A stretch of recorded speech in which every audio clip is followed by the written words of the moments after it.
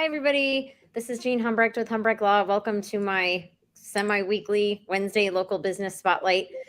Today, I have one of my favorite guests and friend, Bridgete Newman, a top producing realtor with Samson Properties.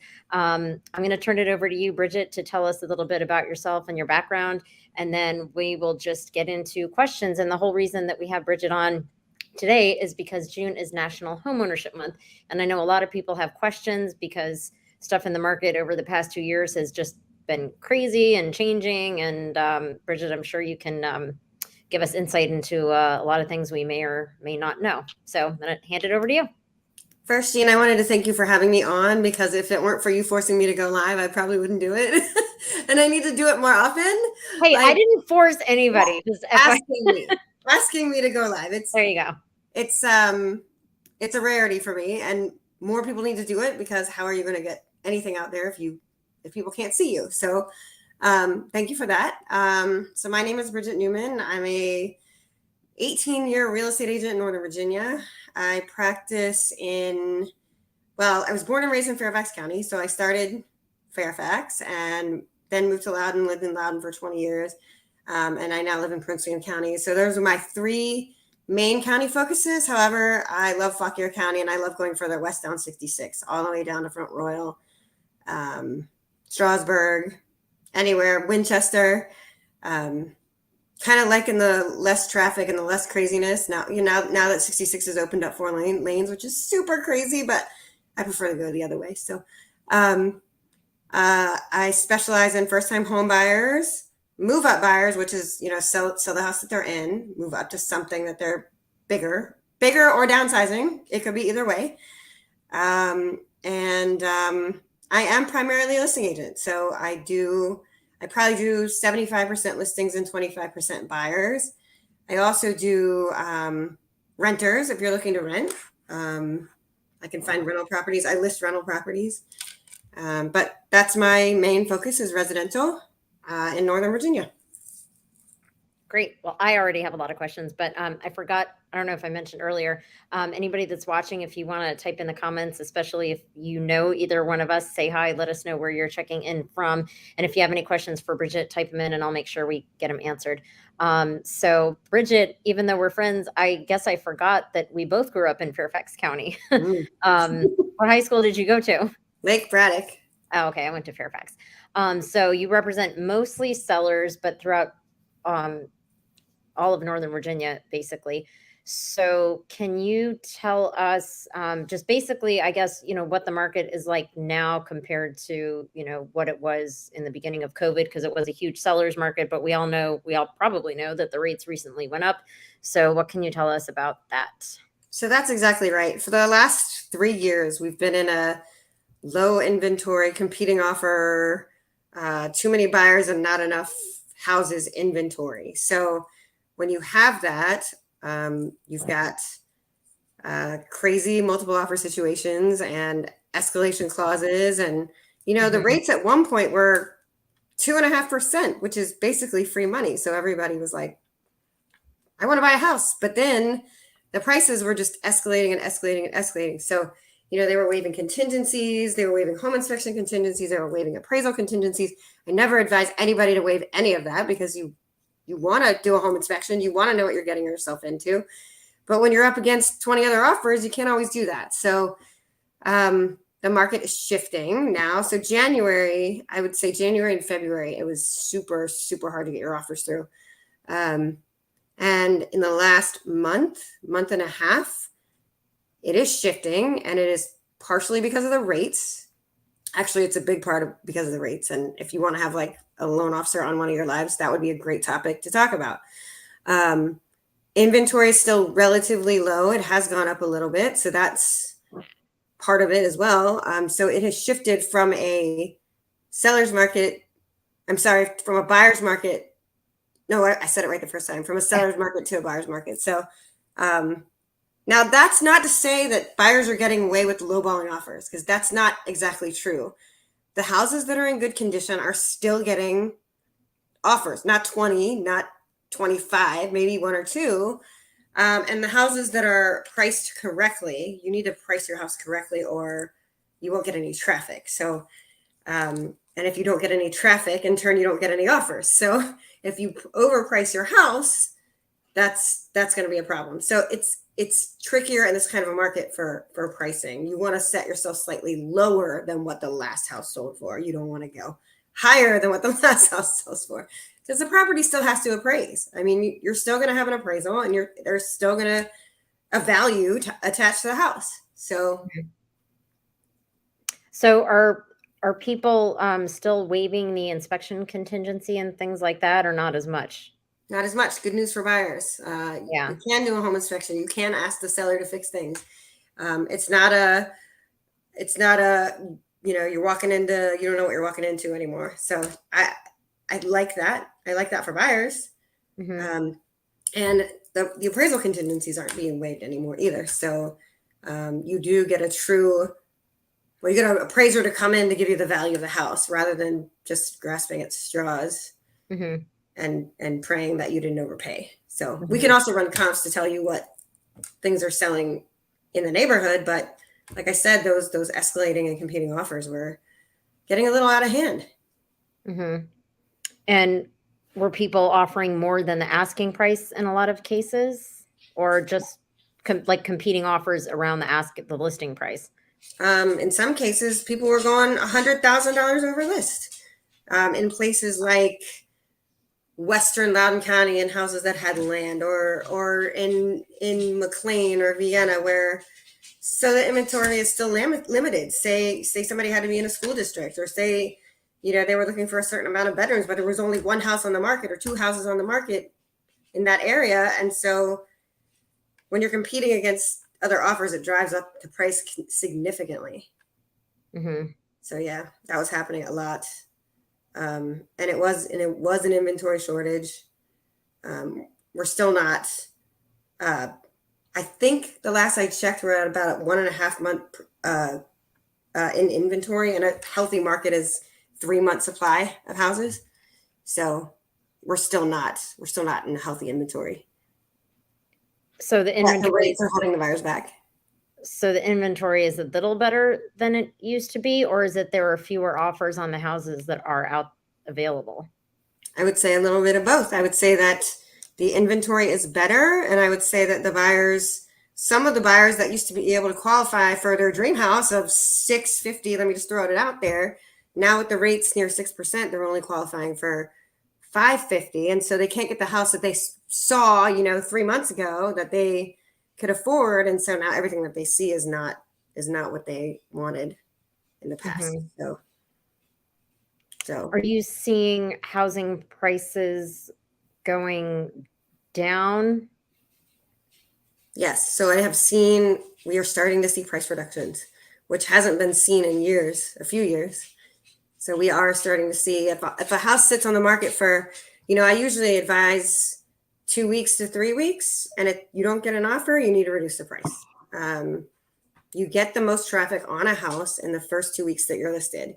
You get the most traffic in an open house in the first one that you have, because all those people have already seen the house, and then you lose those buyers. So after 2 or 3 weeks, it's time to start thinking about lowering your price if you don't have an offer. 30 days at most, you're still, at risk. You don't want your house to sit on the market for 30 days. So how long does a house typically sit on the market in this area? And I want to come back to about the price reductions in time, but how long does a house in this area typically sit on the market? Like just average days on market in last year and in January and February was 5 to 8 days on the market. Average days on market now, we're pushing about 3 weeks. 3 weeks. So if a house is on the market for like 33 days, like should that indicate like a problem, or that it's maybe listed too high, or what? Good question. So houses sell for 3 reasons: price, location, condition. Well, you can't change the location unless it's on wheels. I don't know. So you can't change the location. So that's criteria number 1. Number 2, condition. Now, was the house already fixed up? Is it, in great condition? Is there something that can be done to fix the condition? But the easiest way to correct it's not a problem, but to correct that is to reduce the price. I would say that 75% it's a price problem. It's overpriced for the market. And so what we're dealing with now is that we're used to having that. I'll just throw out an easy number, a $500,000 house, right? So the last two houses in that neighborhood sold for $500,000. But now we're seeing that housing prices are going down. So the sellers are like, oh, my house is worth 500,000 because the same exact model down the street sold for $500,000. Well, that's not exactly true, because now that the rates have gone up and the buyers have been knocked out of the market, you need to price it lower than the last house that sold to get it sold. If you price it higher, it's not going to appraise. So similar houses like in the same neighborhood with like roughly the same square footage and bedrooms and all that stuff are not necessarily going to sell for the same, or are not necessarily going to be appraised or sell for the same price. Is that what you're saying? Yes. Okay. For a variety of reasons, I guess. And I'm not talking about drastic price reductions, but I'm Yeah. I'm saying that sellers need to be a little bit more realistic now than they were in January. In January, we could ask the world. I sold my condo in January. It was Yeah. great. I was like, I can list it at whatever and get whatever over asking. But over asking is not happening anymore. So Right. not all the time. The good houses are still, if you've been renovated and you show well and you're priced right, you might get competing offers. But if you're, not so renovated, maybe you need an updated kitchen or bathroom or something like that, you may or may not get competing offers. So the good ones it's still happening, and it's pockets too. It's not every area is the same. So it's not universal. Right. So if do buyers have more negotiating room now in terms of like if something is wrong with the house, and I know that's relative, but like if something could be replaced, do they have wiggle room to like ask for a lower ask either that it be fixed or offer a lower price for the house in anticipation that they're going to have to fix some things? So that's something that would come up in a home inspection, and the way that's handled is that you would ask the seller to fix whatever it is that you don't ask. I don't ask for everything. I'm not a nitpicker. Oh, there was a scratch on the wall. Big deal, whatever. If a dishwasher doesn't work, a washer and dryer, or something like that, you ask for that to be fixed. Maybe a window doesn't open or doesn't tilt the right way or whatever. Or an HVAC unit is old. You ask it for to be serviced or fixed, repaired by a licensed contractor. Mm-hmm. If that can't be agreed upon, you can ask for a credit, but the credit can only be given towards closing costs. You cannot lower a sales price based on repairs. Lenders don't allow that. So you can ask for a credit towards closing costs, but it can't be for repairs. Anyway, that's just it. Yeah, I know you're looking at me like, what? So lenders don't allow repairs to be paid for by the seller. So That's weird. yeah, so you have to. It's the way it's in the wording. You have to write an addendum that says seller to credit buyer X towards closing costs. Period. That's it. End of story. And it's signed by the buyer, the seller, and that's it. Okay. But if you see something when you're looking at a house, say something's needs to be upgraded or it's off or something like that, you got to offer what you think the house is worth at the beginning. Mm-hmm. So if you say, well, I think that bathroom needs to be upgraded and that would cost like $3,000, maybe we'll just take $3,000 off the sales price right now and we'll offer $3,000 less. Mm-hmm. So those negotiations have to happen at contract. Okay. So is that something that's commonly done now? Yes, it wasn't done when everybody was waiting on the contingencies, obviously. Now it's happening more often, sure. Mm-hmm. Offering a little bit less. I'm not talking about leaps and bounds lowballing a seller. I would never advise that. But you can offer less. You don't have to offer sales price. Mm-hmm. It has to be an agreement. Every contract, it doesn't matter if you're, I don't know, doing insurance or whatever. Every contract is an agreement between parties, right? So if the seller agrees to sell their house for, it's listed for $400, but they agree to sell it at $395 and the buyer agrees, there you go. You have a contract. Okay. Can you maybe explain the position that, because I mean, this affects buyers and sellers too, because sellers are affected if buyers can't qualify. So Mm, can you explain like the increase in the interest and the purchasing power. oh, you'd think I'd be more articulate. The increase in interest that buyers now have to pay with the inventory that's on the market and houses seeing a slight reduction in the price that a house is going for. Like, what am I asking? It's basically like, can you just explain like what that means to somebody trying to buy a house now? So with the rates going up, it decreases the buyer's purchasing power. So if they qualified for 500 in January, February, at a rate of 3% or 3.5% or whatever the rate was in January and February, at 6%, it's going to decrease the purchasing power. Now I have a slide somewhere that tells you exactly how much, but I think Oh, for a $500,000 house, it decreases your purchasing power by about $50,000. So now you're wow. looking at 450, which is a completely different, I mean, you're looking at a completely different house at that point. Yeah. Yeah. So that's, the buyer can choose to either put more money down, or there are programs that, lenders have come up with where you can get into like an arm. Now they're not the arms that were existing back in 2008. And this is what people don't understand. The arms that existed in 2008 were 5/1 interest only. You weren't paying anything down on the principal, and people were getting into a lot of trouble. There were no doc loans. People were being qualified based on money they didn't make. There was a lot of fraud going on. Now, and I need to get with some loan officers. That's why I think that this will be really good, something to talk about, is that they have arms that where you are paying into the principal. So it could be a 7-year arm or 10-year arm, but it's not interest only. You are paying into the principal. So it's not the same thing as 2008. And that's what people are not understanding. Hmm. You do now have equity. Before we had no, I got into one. I didn't have my real estate license when I bought my second house in 2005.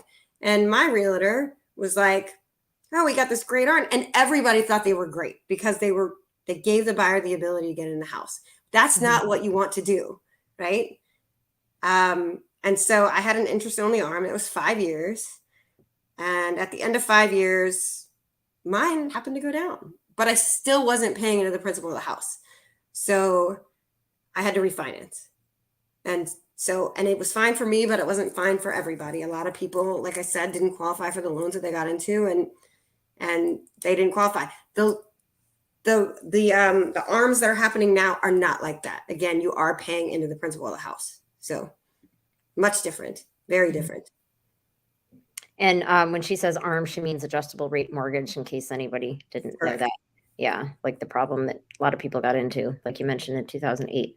Like me. Um, so so do you think that it's possible that it will become more of a buyer's market? Because if buyers are getting priced out of buying houses even more so than they already were, sellers can't sell them. So are we gonna see lower listing prices on houses? I mean, what do you think is gonna happen?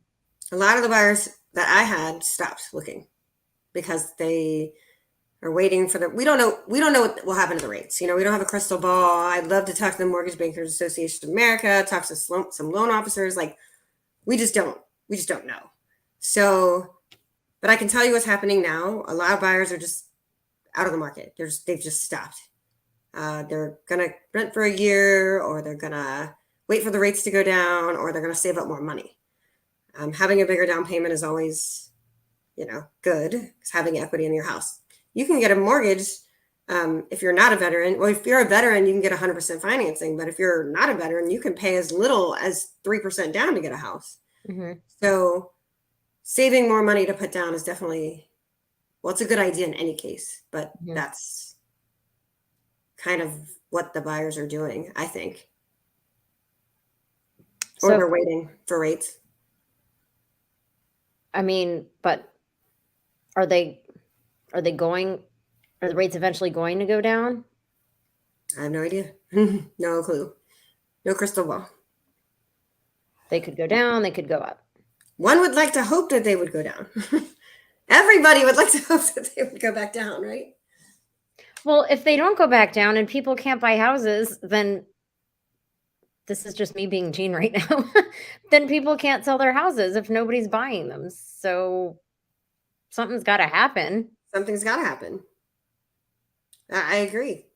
What that is, I don't know. So right now, I guess they're testing these waters with these 7 to 10 year arms, and I guess we'll see what happens. And if you get into one of those and the rates do go down, you can refinance, but you're paying closing costs again. So some loan officers, I think we need to get a loan officer on the show, because some loan officers some loans will let you as long as you're using their company, you can get into another loan without a lot of high costs. So maybe a refinance would be an option. Yeah, definitely. I mean, if you're buying at a higher interest rate now, I mean, it would make sense to me to try to refinance when the rates are lower and you've got equity in the house and building up your credit, I guess. I have something else to say about the rates, though. So when I bought my first house, it was at 6.5%. When my parents bought their first house, it was at 13.5%. So these rates are by no means high. It's just a culture shock to the buyers that saw the rates at 3 a year ago and are now seeing 6. So they're like, whoa, what just happened? But maybe they don't know that the rates were really a lot higher way back when I first got into real estate. I think we're starting 7.5%, 8%. And so the rates aren't all that bad. I think it's just a shock. When you're looking at houses at 3% and then they go to 6, it's like, whoa, what just happened? Yeah. Okay. They're not horrible. Yeah.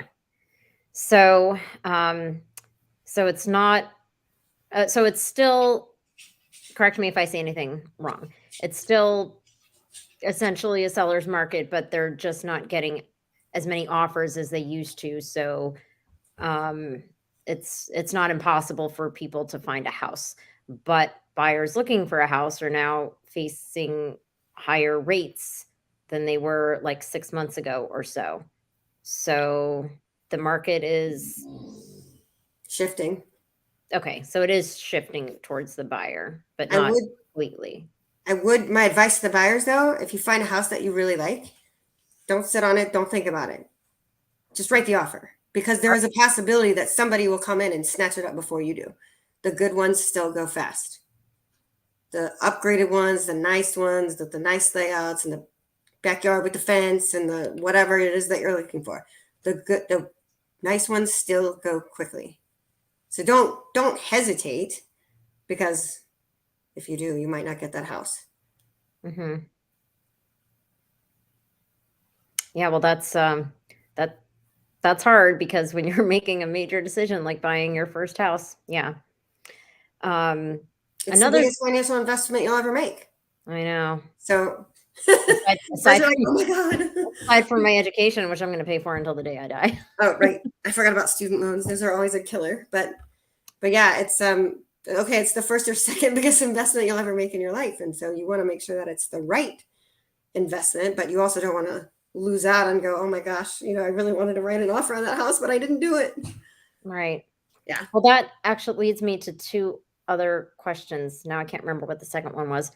I was going to ask if you could tell us a little bit about HOAs. Do most houses in Northern Virginia have them, and what that really means for people? Because I think sometimes people don't understand what exactly an HOA requires of them and does for them.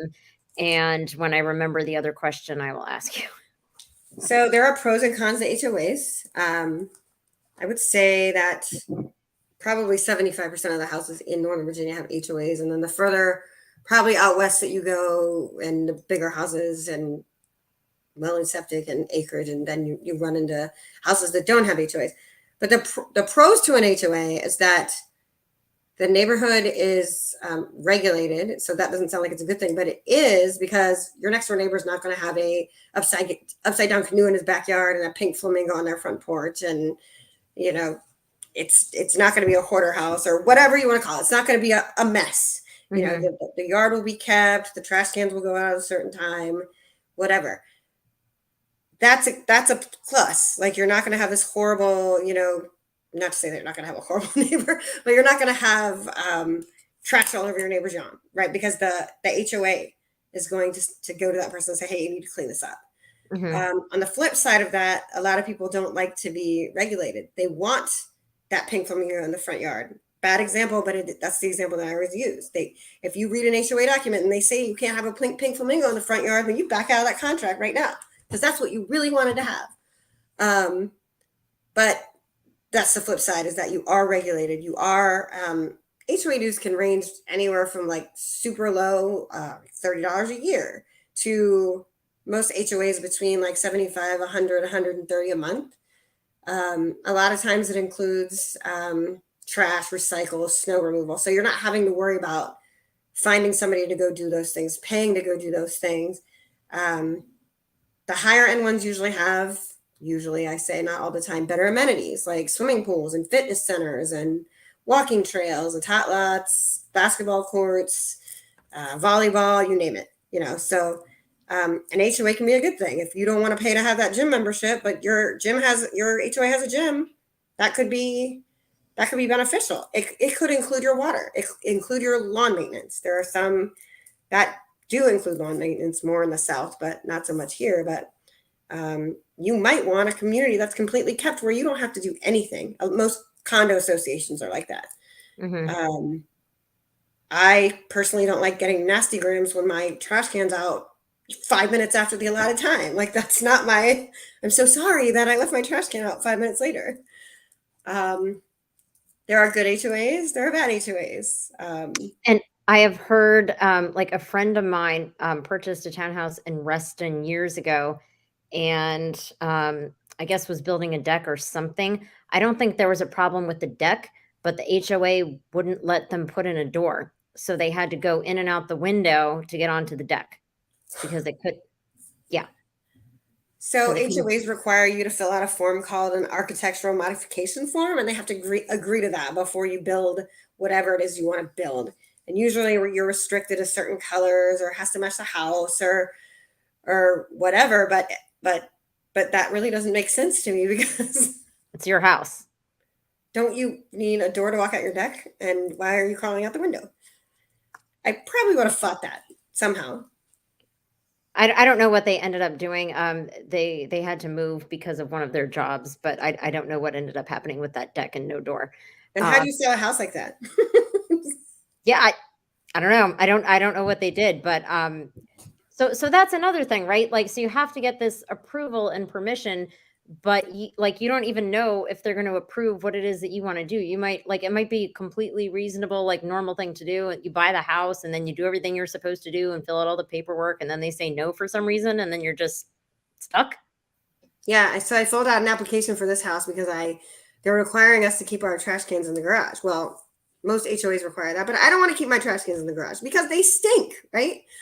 So I filled out an application for this thing that's called if I could show it a picture, I would, but it's like a trash can hider, right? And so it's just basically a fence, that hides the trash can. They're like, well, it doesn't match your house, so you need to refill the application, and this and that and the other thing. So I'm desperately trying to get something through to where they will understand that I don't want to keep my trash cans in the garage.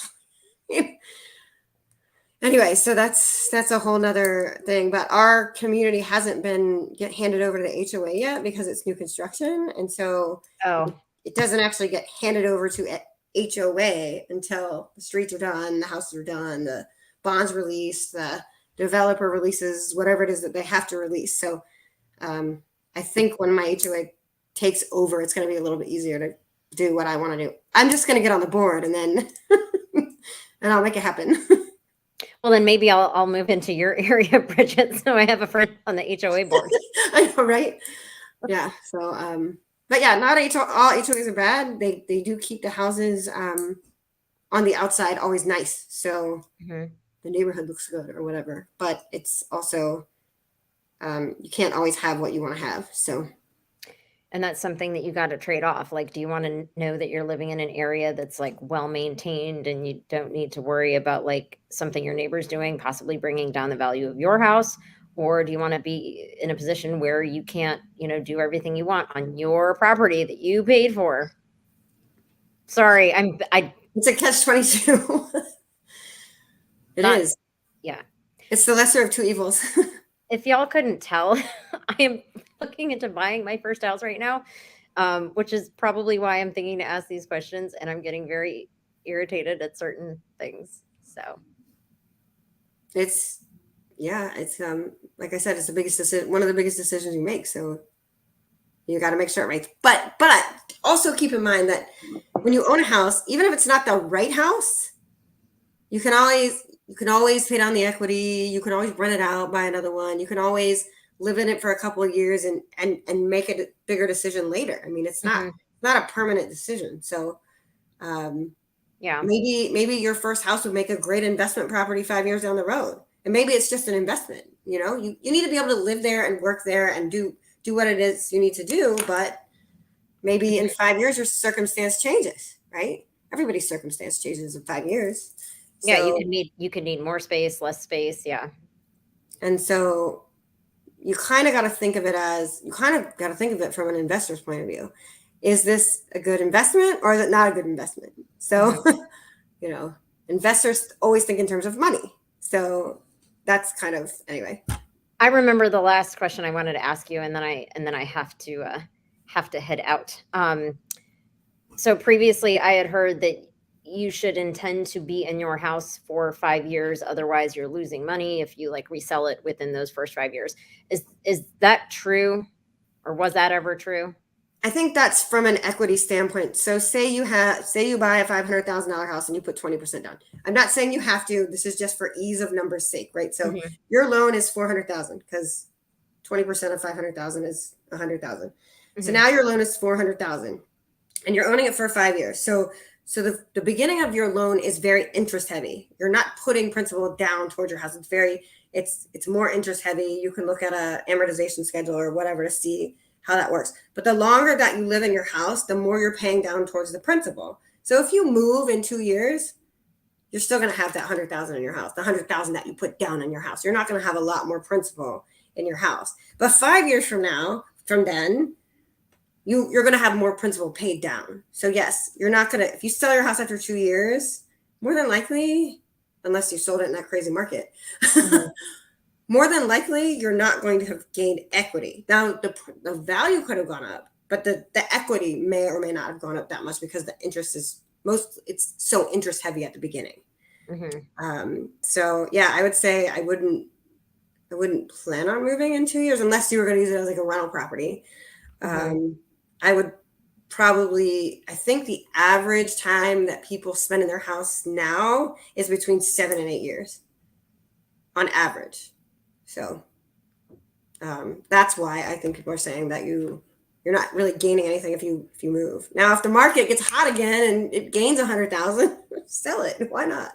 Yeah. But then the problem becomes, where am I going to go? All the houses just went up 100 grand. So I sold this house, but now I got to go. Where am I going to go? Like all the other houses went up like that too. So damn, this is getting so complicated. Yeah. So that's where, a lot of the sellers wanted to sell their houses when the market was hot, but they didn't have anywhere, unless they were moving out of state. Right. They didn't have anywhere to go. So, or maybe if they were downsizing or something. Downsizing is always a good idea. Yeah. Always. Okay. Well, we should try to get Robin on the show and do Absolutely. this again. Yeah. Robin Farrell with Atlantic Coast Mortgage. She just switched companies. So. I know she just switched. It used to be George Mason Mortgage for a long time, and now it's Atlantic Coast Mortgage. Yeah. So we'll get her on and do this again. So yeah, because it's always fun having you on, Bridget. We talk forever. It's already been 35 minutes. Oh my gosh, I didn't even realize it. Yeah. Is there anything else that you want to tell people, like about yourself or about the market or anything before we go? Can I put in a plug for Prince William Professionals? Yes, I'm sorry that I forgot to do that. Yes. No, that's okay. So if any of you guys are business owners and you're looking to network in Prince William County, well, you don't have to be in Prince William County. You have to go to Prince William County, but you don't have to physically be based in Prince William County. Come to our networking meetings. The first Wednesday is a coffee from 10 to 11 at Giuseppe's in Haymarket. And the third Wednesday is a happy hour from 5 to 7 at Giuseppe's in Haymarket. So if you want to grow your business in person, which is the way that I excel, then come visit, stop by, come meet other business owners. You can meet Jean. You can meet me. You can meet whoever you want to meet. And we'd love to see you. And we'd love to hear about your business as well. So yes, and I am usually there for the afternoon ones, not the morning ones, because of my schedule. It's not because it's just a happy hour. It's because I have. But yeah, all right. So thanks so much for coming on. I gotta get going. I will see you later, Bridget. And I think the next spotlight is going to be with Tom Payne from Mr. Handyman on July 13th. But Wednesdays at 4. So I'll see you guys later, and I'll just text you later, Bridget. We can. Sounds good. I'll talk to you later. Okay, bye.